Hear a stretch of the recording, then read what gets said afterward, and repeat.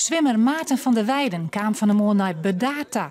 Onbekend te maken hoeveel yield hij ophellen had voor onderzoek naar kanker. Maar zien al versterkte zwemtocht. De tussenstand is 4.722.000.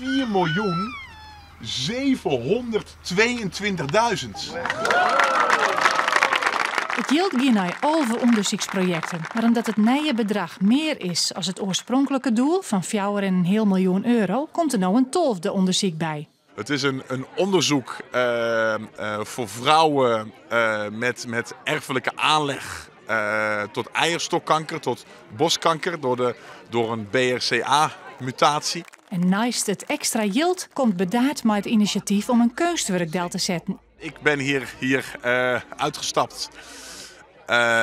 En dat mensen in Bedaard dat zo bijzonder vonden dat ze dachten, ja, maar er moet iets blijvends komen. En we gaan een soort van monument creëren en dat willen we hier hebben.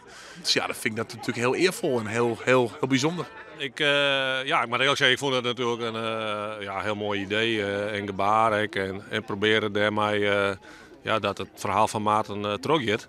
En dat kunstwerk daarom bijdragen. En dacht ik voordeel van dat zou mooi worden. Ik heb wel wat ideeën. Elk gaat door een standbeeld, maar ik zit meer rond een kunstwerk te tekenen. Dat het meer een markering wordt van wat er gebeurd is. De strijd wat hij verstreden had en nog. En maar de initiatie, het initiatief wat hij genomen had om dat te symboliseren. En daar zit ik om te denken om daar een kunstwerkvaartontwikkeling bij mij als dat er weer in Woromschenk is. Is het al een tipje van de sluier, ja?